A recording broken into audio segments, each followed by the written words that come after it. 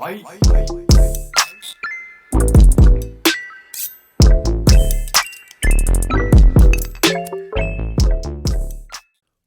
back to the Two Pointers podcast. I'm Trevor Everett.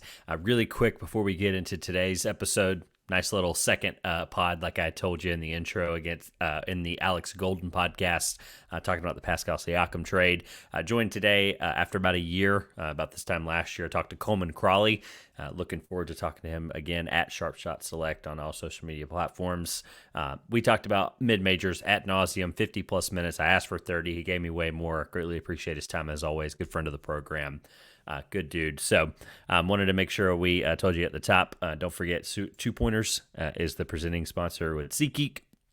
Or SeatGeek is our presenting sponsor. You know what I mean if you've been around here. If not, code in the top of the description after all of Coleman's information. Be sure to give him a follow. $20 off your first purchase at SeatGeek.com or link in the top of the description. Takes you to the app. You'll be able to go in there and check out your score of your deal to make sure it's a really good deal for you. Make sure it's a good seat. Get a view of where you're sitting. SeatGeek's an incredible partner. We greatly appreciate their support. Code 2Pointers, TWOPOINTERS. It's $20 off that first purchase of SeatGeek.com. Greatly appreciate the support again from SeatGeek. Coleman was awesome. We talked, like I said, about mid-majors for plenty of time. So if you enjoy mid-major basketball, low-major basketball, if you don't, this will give you some insight of some of the best teams that him and I have both seen, or him and I have both thought to be some of the best in the country at their level. So again, thank you to Coleman for dropping by, and enjoy the podcast. All right, as you heard in the intro, we're joined today by Coleman Crawley, making his return close to a year. I don't have the exact date in front of me, but at Sharpshot Select on social media. The person that I think when I thought this idea through, we had been talking about potentially doing a pod this year again, and mid-majors, especially something for me, I've spent more time on this year than ever before, going to a lot of CAA games. I was at UNCW Charleston, which was actually where this spurred the idea of like, okay, I've seen two of the most just dominant mid-major teams at their level, and it inspired me to think like, okay, how many are there out there that teams should really fear, which is where the idea came from. And so I reached out to you. I appreciate it on short notice. But first of all, welcome back. Thank you for being here, and introduce yourself to those that might not have checked out last year's when you were literally, I think you were it was somewhere in like the Maryland corridor there. It was like somewhere in the Midwest or maybe Delaware. Yeah, I think I was in it. Delaware. I think that's right. Yep. So somewhere not from a hotel room this time, but introduce yourself, what you're doing, things like that. Right, absolutely. So Coleman Crawley, as you can see, Sharpshot Select on Twitter and TikTok. I'm trying to find Cinderella before she's at the ball. So last year, starting on December 28th, I went between then to Selection Sunday 100 college basketball games. Or I guess maybe it was after we had gotten through some of the tournament. 100 college basketball games in 81 days. Ended up going to a total of 106 by the end of the season. And, I got to see Furman several times before they then are able to knock off Virginia. I was able to watch Princeton twice. I didn't even anticipate Princeton being a Cinderella. And then they run to the Sweet 16. So often these Cinderellas aren't who we expect them to be when we pick these 12 or 13 seeds.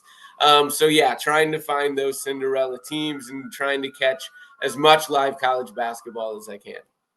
And a team that we actually went to a game together here in my area. We'll get to them today because I think they're on the group master list that I have in front of me.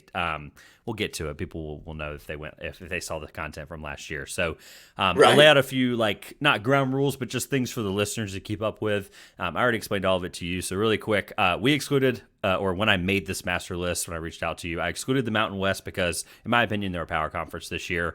To kind of give context to that, I'm surprised that the Pac-12 ranks ahead of them in the net currently with only three teams from the Pac-12 making it as of right now, and then 5, even 6 potentially from the Mountain West. But somehow the net has number 1 Big 12, number 2 Big 10, number 3 SEC, 4 Big East, 5 ACC, 6 Pac-12, and 7 Mountain West. So basically, all these other teams, for the general sake of the idea, are considered mid-majors, which is why I wanted to go through them.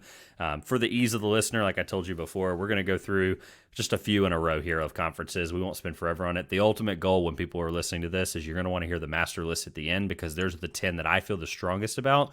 And then obviously somebody like you who does this and covers this extensively we should be in agreement in a lot of those. It's just a matter of maybe I'm too low on a team, maybe you're too high on a team. I don't know. We'll figure it out. So for the listeners at home, I compiled the ones I'm going to start reading in just a second are ones that I feel like either that I've watched and I felt good about, the record stands for itself, some of the stats back it up, whatever the case may be, or I've seen them in person.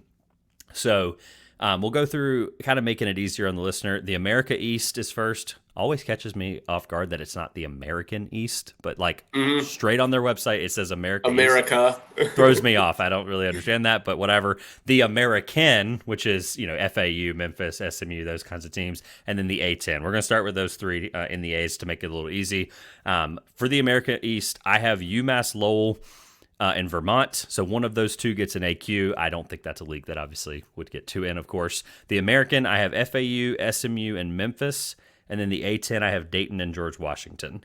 So any on there surprise you, or any that I'm missing, or anything you'd like to comment on to kind of get us moving here? Yeah, I would say the America East, Bryant, is a team that I personally think is going to be the automatic qualifier. Now, I did think they were going to be last year, and then they went 500.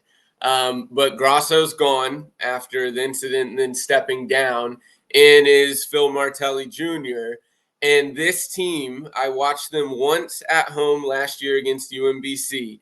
They seem to not be together whatsoever. They did bring in a whole lot of transfers, honestly, had too much talent to where guys seemed pissed off that they weren't getting the minutes or the opportunity or the ball as much as they expected.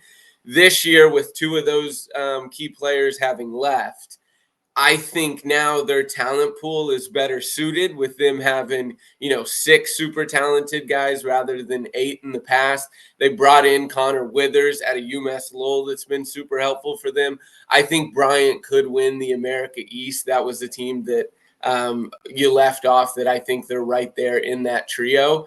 And then in the American, I'm not a believer really in George Washington. James Bishop is very nice, but I think there's a laundry list of other teams that I would put before them. It's Dayton's league. It's Dayton's league right now, and everyone else is behind them.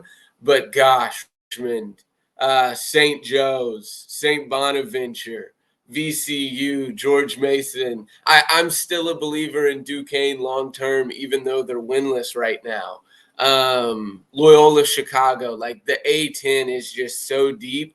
There's really just 4 teams that I don't love: St. Louis, Fordham, who else? Rhode Island, and then LaSalle. Other than that, those other 10 that are behind Dayton, I mean, the A10 tournament in Brooklyn is going to be so much fun because I think 2 to 11 is really, really balanced. I like that answer. So thinking about to be clear to the listeners, I just picked one team outside of Dayton because the only way the A10 gets multiple bids, probably, I'm not a bracketologist, but I don't see them being a multiple bid league unless somebody wins or makes a run with a good conference slate like a top team that you already mentioned. I just picked George Washington because I've seen enough. I like some of the talent there. It really is Dayton's league to lose, and they'll still get in. So I think that's really just nice. I like the context there, though. They never win the A10 tournament, so this year I hope they don't, because I'd love for the A10 to be a multiple bid league. Yeah, right now Richmond pretty much the only hope with them being undefeated right now. I think they're the highest rated KenPom team. I don't know about the net. That maybe they could rip off a run and get in that large berth, but the A10 probably needs Dayton to lose it to get multiple bids. 100%. You did make a good point about Bryant looking more into it. They're 8th in the country in effective field goal percentage defense, top 100 in KenPom defense, 3rd fastest tempo adjusted in the entire country, which is really fast. Did it seem like Love that? to play quick. They do. They still seem fast. Okay, so that's you. Oh yeah, absolutely. They were without Sharif Gross-Bullock, who's their leading scorer, about 18 a game. The game that I saw him and still beat a good Towson team without him. So yeah, you plug him in. I really like that Bryant team. They rattled off you just said it, Towson in double overtime. Drexel they beat, who's I believe still unbeaten as of recording this in the CAA. That could change tonight. They beat FAU. They beat a couple other teams on this list that I won't spoil. All right, quickly on the American, because we didn't really touch on the American there. I guess I'll Hmm. make it easy for the American, because FAU's the pretty pick, right? Experienced group, return basically everyone. Dusty May, all the stuff we know about them already, regardless of the quad four losses. Memphis has kind of, the last two games there. I know South Florida's coached really well, and whatever, right? I can't remember the other loss, but I threw in SMU because a couple of reasons. Number one in the country in 3-point defense. They hold their opponents to 26% from the three. Like that changes a March Madness game entirely, right there. Like you hold your opponent, whoever it is, they don't have to be a great 2-point shooting team. If you completely neutralize that, that's a problem for the other team. Hmm. They played a really tough non-con. They lost a lot of these though, but lost to Texas A&M, Wisconsin, and Dayton. So all teams that are right now in the field or could be in the field very easily. Second in opponent effective field goal percentage per game at 41%. So not only are they holding them to 3-point defense low, they're also holding them from the field very low. And then they're 84th in KenPom offense and 15th in KenPom defense. So they're getting hot at the right time. And all of that speaks to a team. If they're in the tournament, they're not going to be fun to play. So Hmm. I guess my question is, SMU, if you have anything on them, that's great. But I guess out of FAU, Memphis, and then throw in SMU, who do you think has the highest potential to go the furthest? I guess would be the way I would handle the American. You know, gosh, that's a great question. I Even though I don't really trust them, I'm gonna say SMU because of their defense. This was a team that preseason I picked eighth in the American out of 14 teams. They went 5-13 and got 10th last year in the American when it was an 11-team league. So Rob Lanier in his second season doing a great job with this team. Chucky Harris has been a big reason why at the point guard position coming over from Butler. They added some nice transfers, but I love a team that their focal point is on the defensive end of the floor. When you're top 15 in the country as a mid-major on the defensive end, that gives you a chance. Think of, Loyola Chicago and their runs. They were elite on that end of the floor. So I like SMU the best because Florida Atlantic, I mean, as much as, they would be the easy pick with them having made the run to the Final Four last year, they are not as committed on the defensive end of the floor as they were a year prior. They were, great stoppers on that end, and you're not seeing the commitment, it seems, this season, playing to their competition a lot. So I'm going to go a little bit of a surprise pick, but say SMU there of that bunch. Look. I'm not surprised. At least I'm not because putting this research together, watching them a couple of times, like they're legit. Like I think if they get in, and I think they don't have a chance right now. I know some bracketologists, there's so many out there. I have seen them where they're like in the first 8 out, like like that 6 to 8 whatever range. So not the first 4 out, Mm-hmm. but the next 4 out. They have a chance. I mean, if they continue this American run that they're on, I know Charlotte's still at the top for a myriad of different reasons. I pulled them Mm-hmm. up. I still think if I had to just kind of give you an answer really quick, I do still think FAU just because I watched that team last year a couple times and you and I both were in Houston for that, that heartbreaker. I mean, goodness gracious. That Right. heartbreaker that, I mean, they're one San Diego State shot away from being in the national championship game against UConn. I don't know if that changes the result or not. I'm not a, you know, Dark horse though in the American before we conclude. Tulane. love that. Um, Yep. don't they've got, in my opinion, not a deep enough bench for as fast a tempo as they play. I'd love to Correct. see Yep. them give in one way or the other. Either you've got to add another guy to the rotation or you've got to slow it down just a little bit. It really hurts them on the defensive end. But they have so many offensive weapons. Forbes, Cross are really nice mid-major pieces that if they get hot, as offensive oriented as they are, in the American tournament, I would love to see Coach Hunter's team get to the NCAA tournament, but they are a class below those three that you mentioned, and maybe even North Texas. Look, I had I did not believe in the dip. I didn't know we were going to spend this much time on the American, but like I got to see North Texas this year at Charleston for the Charleston Classic, and like the most physically dominating team I've ever seen that's not Houston, who was also in that tournament. So Really, I was super that's a like huge compliment. just the eye test of them, and I sat under one of the baskets. So to see some of the physicality stuff that you might not see if you're sitting on the sideline or if you're sitting anywhere else, like it was just the perfect vantage point to see how good. I mean, like Ross Hodge, incredible coach, and I I wish him all the best for that. So to give Mm-hmm. you a closing point on the American, I picked SMU before the season to finish 12th. So look, I'm willing to eat my crow. This is also really good ammo for when if SMU does the run that we think they could. If they get in the tournament, this is recorded evidence that we believed in them, and I think that's good for their future. So, all right, The metrics love them. they do, and I look again. The stats back them up too. So, all right, let's go through a couple of small conferences quickly, like I would call mid to low major. Mm-hmm. I have in the A-Sun, we're going to go in alphabetic order just to make things easier so we can get to the power rank. A-Sun, Big Sky, Big South, we'll hit and Big West. We'll hit those quickly because I don't have a ton. In the A-Sun, I have this weird logjam. I'll start with the logjam. It's Eastern Kentucky, Kennesaw State, and Lipscomb. There's 2 out of those 3 I feel really good about. The Big Sky, I have Weber State or Weber State, however you pronounce it, because I don't really know who the heck's going to win that league. So I just picked the team with the best player, I think, out of that with Dylan Jones. They're incredible on the offensive glass as well. The Big South is between UNC Asheville and High Point. Obviously, Winthrop could go through and win that tournament. Longwood could. I think there's a lot of people that could. But if in terms of teams that get in that we believe in, it's probably those 2, at least from a talent standpoint and from a everything we've seen standpoint. And then the Big West, I picked UC Santa Barbara because of a lot of different reasons we can go into. So I guess out of the A-Sun, Big Sky, Big South, Big West, anything, I think we're probably in pretty close agreement there. I think the A-Sun's probably the weird one, though.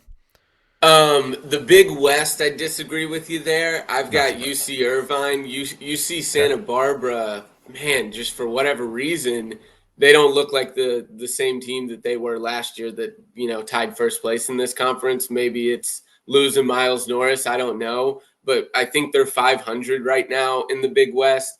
And that's a league where 6, 7 teams could win it.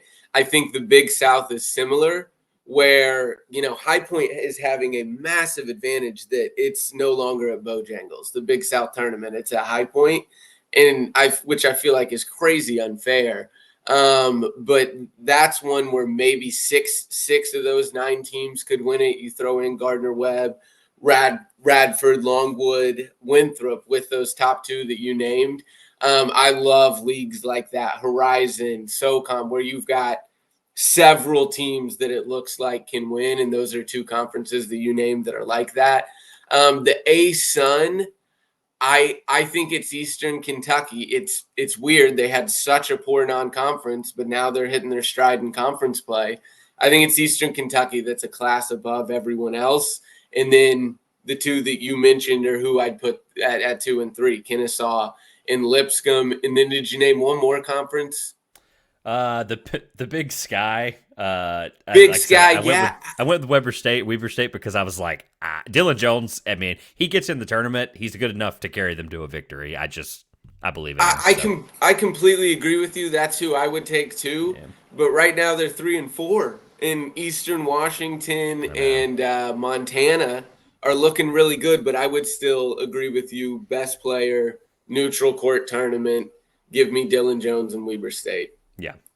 The only 2 I think I would quickly comment on, so we keep rolling.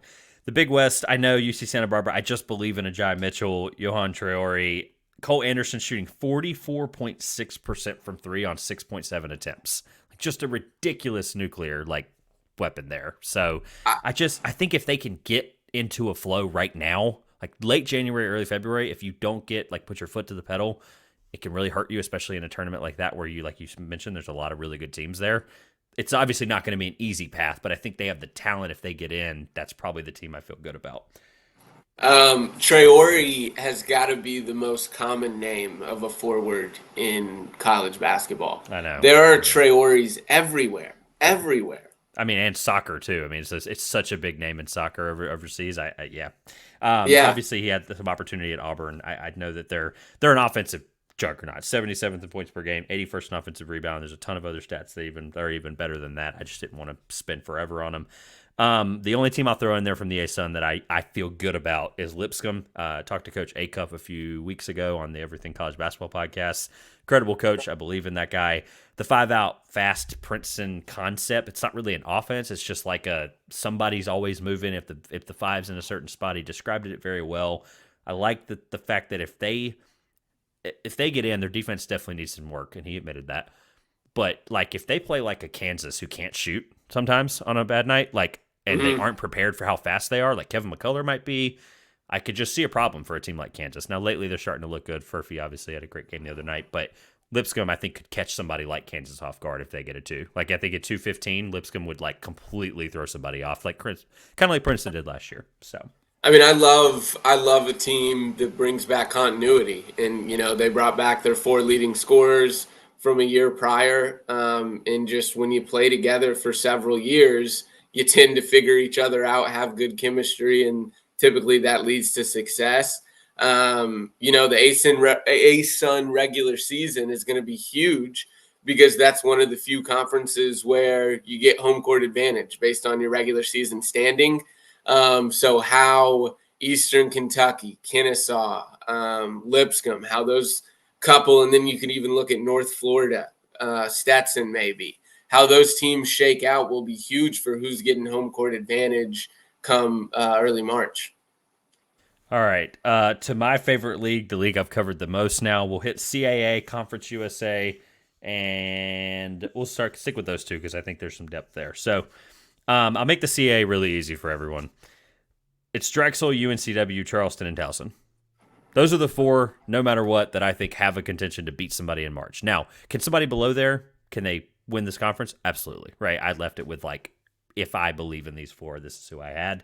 The reason is because, like I said at the beginning, this stemmed from I was at UNCW Charleston, most incredible mid-major environment I've ever been a part of, and some of the best hospitality. I appreciate everybody there. I walked away from that game and I wrote the very last line in my recap. I said, my takeaway from this game is not anything to do with the game. It's going to be a shame that one of these 2 teams is going to not be in March Madness, Charleston and NCW. So I think yeah, sorry, not to cut you off. No, you're good. Stick in the CAA. That's it. Who's your favorite out of that group? Well, I'll stick with what you said before. What you said is absolutely right. It's a travesty, and I don't think it's just the 4 that you mentioned. In terms of winning a game or being an upset team, I'd agree those 4. I would add one more to it, Hofstra. Yep. When you've got 2 guys, Dubar and then Tyler Thomas, that combine for like 41, 42 a game, both of them top 50 scorers in the country with, I think Tyler Thomas is sitting at 6th. That's a problem. When if you're an opponent, you may not have the best 2 players on the floor. Think of like ORU in their run when they had O'Banner and Abe Smith. When you see those duos like that, sometimes that's tough to stop. So I would, even though they're off to a slow start and you got to see them against Campbell, I would still throw them in. And then Delaware is another team that I think could throw a wrench in things with those other top 5, but maybe not pull off a win in the tournament. Who I like the most, gosh, I mean, it's such a cluster. I think I'm going to go with Drexel with the continuity that they brought back with, having the big Amari Williams. He's so huge for them. Shot blocker, steal. I mean, just one of the best defensive players in the country. Justin Moore, another good guard for them as well. And they have such balanced scoring. I'm going to go with Drexel. I just don't think Charleston is the team that they were last year. But with as much as they love the 3, if they're hot, you're going to have a tough time beating them. That tournament in D.C. is going to be a ton of fun. I hope to be there. I agree with you on Hofstra, Delaware. I didn't put them in there just because I think it's an uphill climb with those 4. I think a little bit Delaware may be the lesser of the 2. Hofstra, I did see that game. That was a huge win for Campbell. There was just some adjustment stuff there. I actually was supposed to talk to Coach Claxton. It didn't work out. Frustration. I walked in on a meeting I wasn't supposed to. There's a lot that happened there that I will not go any further on that comment. Oh, man. But Hofstra, I do think that, I think they just got so reliant on Thomas. And obviously Dunbar, he had 20 plus in that game. There were some things there that I saw that I think were good. That I think they're starting to learn from that. They're starting to play a little bit more team ball now. That win against Stony Brook, I think at Stony Brook, you were just there, were you not? So that was a huge momentum shift for them. Mm-hmm. I went with UNCW. That was the whole reason, and I'm not letting the hospitality or the students, I'm not letting any of that cloud my judgment. Just a couple of things for those that might not know. Super deep team. They beat Charleston without going in deep in their bench. They have one of the best bench scoring units in the country. I think top 8 going into the Charleston game. They don't turn the ball over. They had 4 turnovers in the Charleston game. They're in the top 10 in the country in turnovers, unless that's changed. Coach Siddell's awesome, and then they have a go-to player in Trezarian White that if you need a bucket, even though he struggled in the first half against Charleston, he can get it done. So, not to mention he was, they could have lost that game because of him not shooting very well, but they had, 2 guys that were really good that day. So, I don't know. UNCW is my favorite now, but it's going to change 5 times. Even Towson, talking about the continuity, some of those guys that came back are really good. They are really young. Charleston, they Ryan Larson and Dalton Balone or Balon, or however you say his name, are big losses. But they play hard, incredibly hard. To your UNC Wilmington pick, I don't hate it at all. I'm a big believer in, I guess hardships happening the year before, and then when you bring back continuity, overcoming those the next year. Think of Virginia. I think Purdue could be set up to do that this season. UNC Wilmington last year had a 7-point lead under 7 minutes to 8-point lead, maybe under 7-8 minutes to go in the CAA championship, and just collapsed late to Charleston.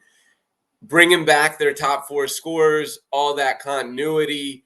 I wouldn't be shocked if memories of that propel them, to a CAA title and winning it this time. All right. I knew we'd spend a lot of time on the CAA, so definitely good stuff. If you want to check out more CAA content, you've got plenty of it up, and then I've got a bunch of recaps from games I've been to, so people can check those out. So quickly on Conference USA, Louisiana Tech, Western Kentucky, and Liberty. I assume there's no one else. I assume it's one of those 3, and 30 seconds, who is it out of those 3? Liberty. Really? Okay. We're in agreement there. They're not the team. They're not the top of the conference right now, but we're complete agreement there. Wow. I think they're going through a lull right now. They had an incredible November, tougher December, and start to January. But yeah, I think it's La Tech and Liberty that are the 2 teams to me. Even though they're not at the top of the standings right now, I think eventually by the end of it they will be. And I really like Liberty, even without Darius McGee.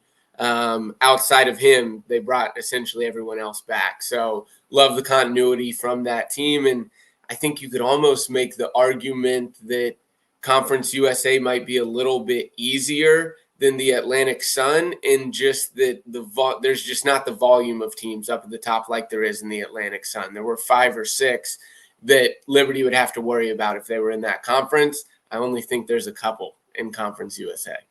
I think their jump to Conference USA, and then Conference USA's shellacking of teams, like just getting rid of teams left and right, I think was good for them. I think it's going to allow them to create this resume almost year over year. Coach McKay's incredible. Got a chance to talk to him a few weeks ago. Absolutely. They loaded up. I mean, people can call it artificial, but they loaded up their non-con. Like some people say, like, okay, you tried to put yourself in adverse positions, but I've heard that argument. I think that was good for them. They played Alabama, Charleston, FAU. Like, even though they got prepare you for March. Thrashed. They got thrashed by Alabama, but I think that's good for them, right? Sometimes it's good to take the beating. So, all right, we'll hit these next couple ones quickly. Horizon is one of those leagues. I didn't cover it in the ECB magazine this year, but the guy that did was like, look, there's 5, 6 teams coming into the year that like any of them could win, and I'd really like any of them. I wrote down Oakland and Youngstown State. Oakland's definitely the best team right now. Win over Xavier, 7-2 in the Horizon. Trey Townsend's an incredible defender. I have Oakland right now, but I also have Youngstown State. Quickly, is there anybody that, like obviously it's all those teams. Like I think the top 6 is incredible, but is there anybody that you feel strongly about? Yeah, I mean, at the beginning of the year, I thought there were 5 teams that could win it, and it was a toss-up. Now I think there's 8. I think it's extended down to 8. I mean, Green Bay's having an incredible year. What a turnaround from being one of the worst teams in the country. I like Wright State. Again, I talked about a duo, Hofstra having a duo, Trey Calvin, Tanner Holden having come back. That duo can combine for 40 on any given night. They don't defend a soul, but they can outscore just about anybody. I like Wright State with that duo, but it could be anybody in the Horizon. Love the balance of that league. If it's not, and I'm going to write State down just so I can recap it later so we can get to this power ranking. I don't want to hold you too long. So if it's not Princeton, it's who? In Ivy, I think Cornell. Me too. All right. I really like Cornell. No real waste there. I figured we got that. Yeah. really quick on Princeton, 20th in KenPom offense, super efficient scoring team, limit turnovers, very similar to UNCW in that regard. They have one loss, and they have an incredible player in Xavier Lee. I think that's their case right there. They're just no They're one's going to so beat them. good. So, Love the three ball, and God, they're good at shooting it. the winner of Princeton Cornell, I think they play. I don't have that right in front of me. I think they play very soon. The winner of that game might have 111 points. It's just like they're not going to stop each other. So it's going to be interesting there. The next couple, I don't really think there's much argument on, but I'm just curious for the MAAC, the MAC, and the Northeast. You've seen them more than I have, and a lot of others have. Is it Quinnipiac? I think it's Iona. I know Really, they still just lost. I know they just lost at Quinnipiac. I know they're 3-4 right now, but they're improving. And man, defensively, they apply a ton of pressure that it's just tough to go a full 40 minutes without Iona going on a 6-8, 10-0 run. And they almost beat Quinnipiac on the road, led for it seemed like 38 minutes in that game. But Quinnipiac is pretty nice. Watch them at Marist, and I do like them. Belonk, he's a really good player. But I think Iona might win that league. okay. It just seems like Quinnipiac is starting to separate themselves at the right time, which may be important for momentum because that tournament, you need the momentum. It's just one of the hardest tournaments of that level. MAC, I have Akron, top 100 in both KenPom offense and defense. I didn't really see any other team. Bowling Green's got a good record, but I didn't see any other team I felt strongly about. They're head and shoulders. They're head and shoulders better than everyone else in that league. That game, I think, I don't have it in front of me, but the Sun Belt MAC Challenge, I think they're playing one of the other top teams. I think it's JMU. That's going to be an incredible game. Oh, that's awesome. In a minute. Yeah. I'm 99% sure it's JMU. I'll look it up in a second. MEAC, I don't care that Howard's 8-12. When you have three players named Shai Odom, Seth Towns, and Marcus Dockery, that you have three of the best players in the conference on one team. They obviously were in there last year. They also solid three-point shooting team and free throw rate. Defense is not great, but they also played a tough non-con. They played JMU, Cincinnati, and some others. So any thoughts there on Howard? I picked Howard in the preseason. I would still probably pick Howard now, but North Carolina Central, Norfolk State might be right there, and then Delaware State was the only team with a ton of continuity. I went to watch them last year, and the only reason I put them on the schedule is they had a chance to break the record for most consecutive D1 losses. It was going to be 43 straight. They ended up winning just before that, and since then, I mean, Stan Waterman, the job he's done at this program has been exceptional. And just for the feel-good story, I'd love to see Delaware State win that league. Love it. All right, let's keep rolling. MVC, Indiana State, Drake, and Bradley. Those are the three I think are head and shoulders above. I understand Drake and Bradley, but Indiana State's incredible. Not really a question for you, but just, I mean, they're ridiculous. They are. I mean, three guys averaging 15 plus. One of them Swope averaging 20. All three of those guys shooting 42+% from three. That's pretty difficult to guard. Great coach, 5-out offense, 5 starters averaging 10 points per game, at least last time I looked. Number 1 in the country in three-point rate, number 1 in three-point percentage.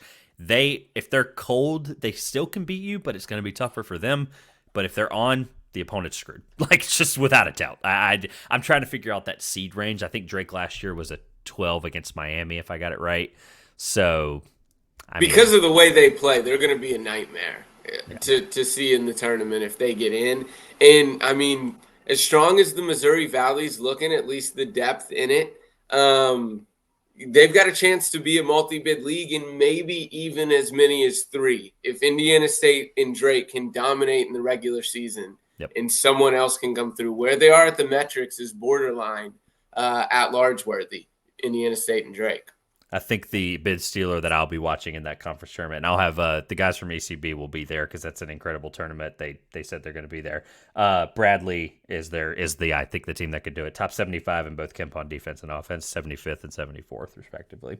OVC, Morehead State. I feel like there was a gap. I just went with Morehead State there. Big gap, yeah. Head and shoulders.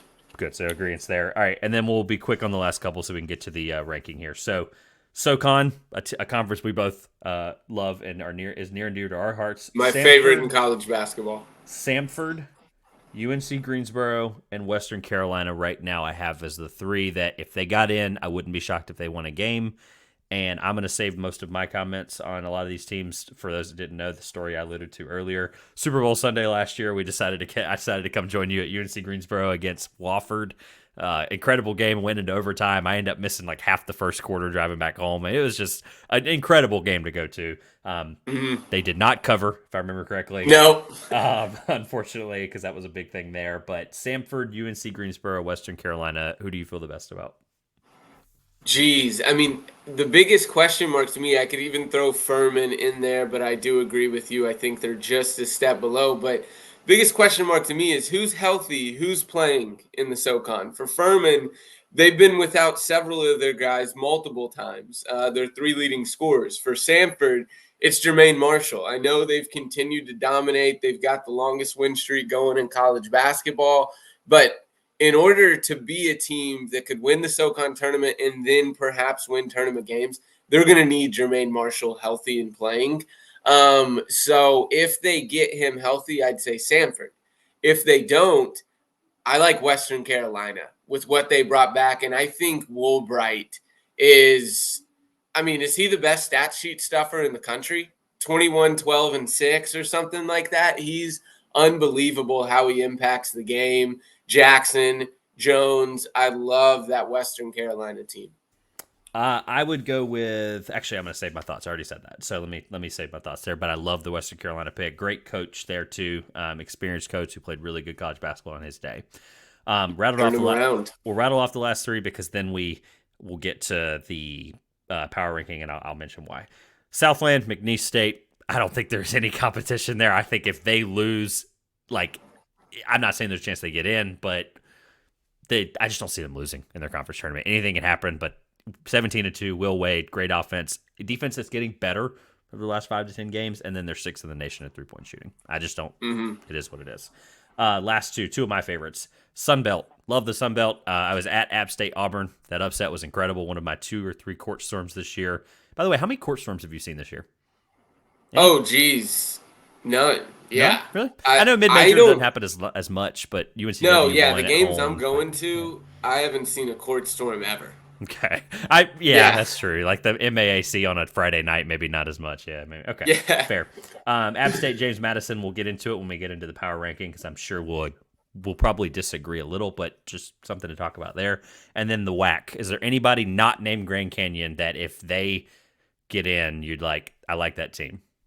No, I don't think so. Okay. No, I mean, in terms of like challenging Grand Canyon in the WAC, Seattle, SFA, I think could, but no, I don't think there's another team that go and I feel confident about potentially winning a tournament game. All right. Don't want to keep, I know we're over our time, so I want to be quick here. No, you're good. You're good. Let's roll into the top 10 because I'd love to know. I didn't ask you to put together one, so this is more picking mine apart. And I love that we went through all the teams first because now I have a general idea of where you're probably going to be. There's no way for you to on the fly. You could try it if you'd like, but I just want you to pick it apart or kind of go through it. So I got you. Recapping for the listeners, I excluded Dayton, FAU, and Memphis, and SMU, I guess, just sheer conference reasons because of seed lines. Because if SMU bid steals, they probably still get the 8 seed, 9 seed range, maybe 10. I just don't see that. I don't think they'd be penalized by the committee at that point. So just know that those 4 would obviously take up 4 spots on this list if it wasn't. So I was basically aiming, like I said at the top, for 10 seed up, right? So I'll start with honorable mentions. McNeese State, Drexel, Drake, High Point, and Akron were all teams that I wouldn't be shocked if they win a game, maybe even 2. But again, I tried to put together a top 10 of, I can take this top 10 after the season's over and go, this is why they were on there. So McNeese, Drexel, Drake, High Point, and Akron. I already know which one you disagree with the most. It's Drexel because we already talked about it. They're the number 1 team in the CAA. You made a great case for them. So any surprises on the honorable mentions? No. I think those are, fine honorable mentions. Akron is a team that I love. Now, how much are they going to be challenged in the MAC? The MAC is really down this year. A lot of key players left in that league from a season ago. But Akron's a team with, getting in Ali, getting his waiver approved, Enrique Freeman, a double-double monster. I wouldn't want to be seeing this Akron team in the tournament. I guess your case for them, I laid it out a little bit when I did the stats late last night. I guess I did them before Kim Pom updated them. They were top 100 in both when I mentioned it. They're now 103 in Kim Pom offense, 86 in defense, so whatever, close enough. They did, you mentioned how they might not be challenged much in the MAC. They played in a row. They played Utah State, Drake, and UNLV. All three losses. 3-point loss to Utah State, which is could have gone either way. 20-point loss to Drake. Okay, maybe. And then UNLV, they only lost by 2. So two neutrals in a way there. And then they played St. Bonaventure and Gardner Webb as well back to back later in non-con. So they have played teams that have challenged them, but just not recently, which I think you make a great point for there. All right, number 10. I'll give you 2 or 3. Number 10, I have Charleston. Number 9, I have Samford. And number 8, I have App State. So I guess the comment-worthy thing would be that we didn't talk about the Sun Belt, or I didn't. I kind of grazed over. I think App State's incredible. I got to see that team against Auburn where it was this like grind it out, slow it down game. And just they beat Auburn at their own game, which obviously I know Auburn likes to play fast, don't get me wrong, but they have the shot makers if it needs to be that way. Obviously going up against one of the best coaches in the country there for Coach Kearns. But App State, Samford, Charleston, 8, 9, and 10. Anything there? No, I like those. App State, I haven't got an opportunity to watch very much of, but yeah, they're definitely James Madison's biggest challenger for winning that league. Samford, I love if Jermaine Marshall's healthy. I just have a tough time seeing that team, a team that lost in the first round of the SoCon tournament last year, lose their 3 leading scorers and then be better. That's if Jermaine Marshall isn't playing. If he does play, though, man, they play the fastest tempo in the country, or about. They turn you over. I love that Samford. And Bucky McMillan, I got to interview 61 coaches last year, all having a lot of success at the mid-major level. And Bucky McMillan stuck out to me the most of those 6. And it was great names, Matt Langle. And not to be disparaging of those other guys, they were extremely impressive as well. Andy Kennedy, Casey Alexander at Belmont. But Bucky McMillan and how he's developed that program, and the belief that he instills in his players, they'd run through a wall for him. I love Samford and what he's doing at that program. Look, I thought about, like, when I watched them a few weeks ago, they were playing Western when I remember somebody had 35. I can't remember his name right now, but I thought back to that interview and I thought back to the conversation we had about Samford last year. So I agree with you there. I almost feel like they're too low, but I've seen a lot of these other teams ahead enough that I just, somebody had to be penalized by the list. And then quickly, Charleston, I respect Coach Kelsey too much. I just do. Like the amount of crap that he had to hear at UNCW that last weekend, I was like, oh my God, this guy, like, his composure, even though he didn't on the court with some of the people have seen the video by now, like, just that you've been really bad, kind of comments at the ref. Yeah. So I respect him enough that I could not be left off the list, even if I do think that they might not even get there because of what they've lost. Again, I mentioned Larson and all that stuff. So, all right, really quick. UC Santa Barbara, excuse me. Number 6, UNC Greensboro, a team that I didn't comment on much. I'd like to talk about Princeton. Those are my next 3. So UC Santa Barbara 7, UNC Greensboro 6, and number 5, Princeton. I didn't comment on the SoCon much because I knew we would get to it in the top 10. I have, kind of to your Western Carolina point, I do have UNC Greensboro as the team because if they get in, Mikhail Browns-Jones took up a huge step. And when you talk about guards in March, we saw them last year. The Langley brothers weren't getting worse year to year. That's just not happening, right? So when they have a guy that's that incredible of a defender who's taken steps offensively, and then you have like this player of the year, somebody reached out to me a few weeks ago, I believe it was, and somebody asked me who's in the NBA scouting world and I trust, and I was very surprised by this question. He's like, do you think, and I think it was Keyshawn they were referring to, they were like, do you think he's a 10-day contract guy? And I was like, 100% I think he's a 10-day contract guy in the NBA. And, just those two kind of guys, those 3-headed, monster there, their experience, they've beat good teams this year. I just don't know how they wouldn't beat a team like we saw them do against Arkansas, albeit Arkansas is not in the tournament right now, obviously. No, it's a shame that those 4 teams, only one of them is going to be going to the NCAA tournament in the SoCon. I would think that, in my opinion, Greensboro and Santa Barbara, that'd be high for my list. But with that trio that you mentioned, MBJ taking a big step up. He's so athletic, such a force. And then the Langley brothers just pass defensively and set up the offense for everyone else. I do really like UNC Greensboro, but I just like Western Carolina and Samford just a little bit more. Love it. Again, this is supposed to be a thing that you picked apart, so I appreciate the honesty I realize now after we've talked it out, I'd love to redo this list sometime in the next couple of months and just see it right through the tournament, because I could see how I could change a few things there. So, but I feel good about it now, of course, because all these teams are worthy, as we've talked about. So, all right, quickly, Princeton, UNCW, Indiana State. Do those three not being in the top two surprise you? Princeton, maybe. I love that team offensively. Peters is, he's the brother of, I'm blanking on names. Pierce is the brother of Colts wide receiver Alec Pierce, Caden Pierce. I couldn't think of his first name. 6'6" and averages nearly 10 rebounds a game. Plays ultra physical. They a lot of times like to use him similarly to how they used Ed Bowman last year, where he kind of catches the ball in the middle, similar to what Indiana State does with Avila, and then they run the offense through him, whether he's attacking and kicking out or running dribble handoff type action. This Princeton team offensively with Lee, Pierce, Peters is a great shooter. They just have so many weapons, either from the perimeter or to get to the paint. Defensively, they definitely have to make strides, but offensively, they can score on anybody. And the exact same thing can be said about Indiana State as well. All right, last two. So, and by the way, comment on UCW quickly. The CAA could get screwed if the committee does not feel like, if it's not Drexel, like Drexel probably gets the same treatment if they run the table almost entirely through the regular season. Like Charleston got the 12 last year. Did I get that right? 12? Yeah. Mm-hmm. Charleston got the 12 last year, and they were like incredible in a 30-win team, right? So it's like, the CAA could really use an 11, but I don't think that happens. So if UNCW gets like the 14-15, I could see that being a problem for them, but they've played tough teams. Like, I think they could hold their own.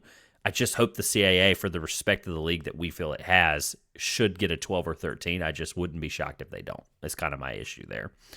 Yeah, I would think surely they do. That those top six, if it's any of those top six, that just with the depth of the top six, that their resumes are going to be decent by the end of the year when half of your league is, pretty quality competition. I just know how we've seen enough of these where it's like, oh my God, what happened there?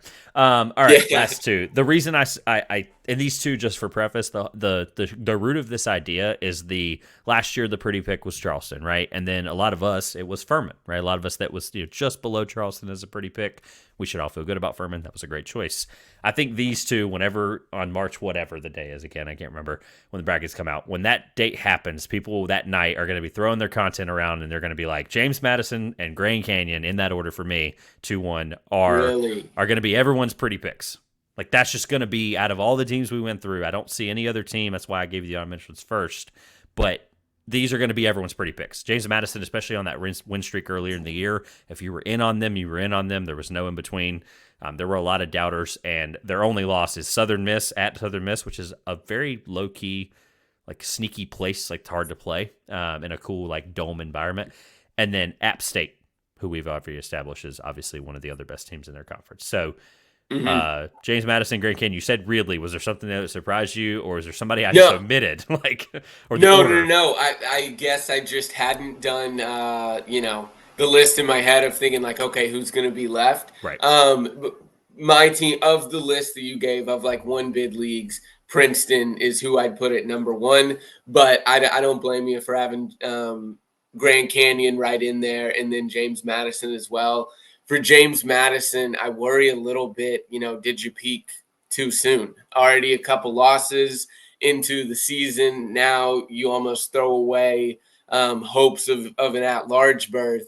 And App State, is nearly even with them. Haven't already beat them. You could maybe make the argument that they're better. But yeah, Bickerstaff, Friedel, Edwards, Green, I mean, I really do like this James Madison team. I just don't like them as much as maybe some of the others, like a Princeton or an Indiana State. Okay. GCU, would you have them like is top? I mean, 3 fair still. I mean, that's everyone. I promise you, I've had enough conversations. When the bracket comes out, everyone's going to be like, especially if it's a 5 or like 5-12 or whatever. I mean, if they play a team like, I don't know, give me any like middle tier team like an 8, like last year Miami was the 5 seed, right? Obviously they were better than that, but somebody who maybe slipped down some, who maybe isn't playing the greatest ball at the time, like maybe a Big East team like that. If somebody slips into 5 there and Grand Canyon gets them, they're in trouble, big time.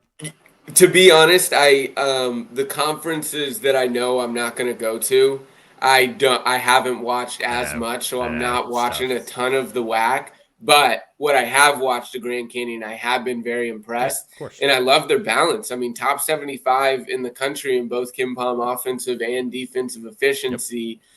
Bryce Drew can coach, and they're starting to kind of dominate the WAC and become the team to beat in that conference year over year. And he's going to be a guy that, is going to be on a lot of Power 6 target lists for, hey, let's get this guy an interview. Maybe even DePaul. Yeah, Grand Yes. Canyon made a great point. That really though, like you don't have to watch them early this year, like to see what their stride will end up being. They beat San Diego State at home in one of the best environments in a long time out there, and then their only loss really in non-con that was those are the 2 best teams they played is San Diego State, and then they lost to South Carolina on a neutral court 75-68. That was it. Those are the only 2 teams that I would say like gave them a challenge this year, outside of their league, of course. All right, No, I mean, go ahead. sorry to No, just before you conclude. No, go ahead. they and Princeton, I think, have a decent shot at if you continue to dominate in the regular season and slip up in the conference championship. They could maybe get at large bursts, Grand Canyon and Princeton, but it's going to take dominance in the regular season. And they are capable of it. I like that point. I think just quickly, the teams I feel lower on that I probably shouldn't is App State. Obviously, I mentioned the head-to-head with James Madison. You made a great point there. James Madison's just deep. Like I'm telling you, like a team that isn't deep. Like I'm not saying they'd play Kansas. I keep using them as the cop-out example, but like even Baylor, like I don't think Baylor's that deep. They're really not. And if James Madison plays them, they're going to be able to out-tire and outwork Baylor. Like that's just a team that like they play 9 deep and they're incredible. I don't have a way to get to see James Madison this year, so I'm going to have to trust people like Sunbelt Syndicate who cover that league at nauseum extensively. So, but they're just an incredible team, often on the court, like up and down the court when it comes to both sides, like you mentioned with Ken Palm there. And then UC Santa Barbara feels high, but I made this list last night and I like the talent enough. I've already laid their case out. So, any parting thoughts? Any team we might not have mentioned? Anybody you're excited to see that you haven't? Anything on the journey here? And then let people know where they can find you as we get out of here. Yeah, I guess just parting thoughts would be, I mean, outside of UConn and Purdue, I believe those 2 are very for real. I'm not convinced anyone else is super for real. So because of that, I think this is a year, and we've got a really strong grouping of mid-major teams where it could be a hectic, chaotic Thursday, Friday, maybe into that Saturday and Sunday, and perhaps even into the second weekend of mid-majors ruining brackets, Cinderellas running through. I think we're poised and set up to have a heavy Cinderella type of year. And maybe that's just wishful thinking for my brand, but I would love it. It's the whole reason you're here. I completely agree with you. So I guess parting thought would be, or parting question would be, who do you have? You mentioned UConn Purdue. I start asking people late January, early February, anytime I have a guest on. Who wins the national championship right now? I know it's hard to do with the Final Fours. People don't. I don't like making Final Four picks without a bracket, but you can make a Right. national I get you. championship pick, right? Who wins the national championship? And then I guess did you really ever say like who Cinderella is right now? I know that the jury's not out there yet. You still have teams to see, but No, I mean Princeton's my number 1 team okay. to be a Cinderella. I think it would be so cool. I mean, can you imagine consecutive Sweet 16 runs, from a team that's 13, 12 seed type? They were That 15 would, last year, weren't they? Right? Because they beat yeah, Arizona. 15 Yeah, so last year, but for even more this year, I impressive there. think 13, Yeah. 12 seed type. And who knows if they keep dominating? I mean, they may climb to a 9, 8 seed range if they win the conference. If they don't lose again, they could be a 7, 8 type seed, I think. Love it. And then national champion? National champion, I'm going to go Purdue. like I told you, I'm a big believer in the storyline type of Yeah. things. Losing to 16-1, they're going to remember that. And Zach Edey, geez, is he tough to stop? And the others behind him have a little bit more experience now. All right, let people know where you're going to be going the next couple of weeks and then where they can find you, and I'll get you out of here. Yeah, I'll be going all over. So, primarily in the Northeast, though, New York area. But Sharpshot Select on TikTok and on Twitter. I post recaps of the games, previews. I've partnered with Shot Quality now. And so they give me access to great data that I'll be sharing those insights along on Twitter and TikTok as well. Love it. I appreciate the time once again. I know I asked for 30. We went way over that, so I appreciate you. Completely fine. As always, I don't know where I'm going to be for the tournament, but I hope to see you if I can. And if not, enjoy the tournament. And I appreciate it again for having you. So Love talking ball. Thanks, Trevor. Appreciate it.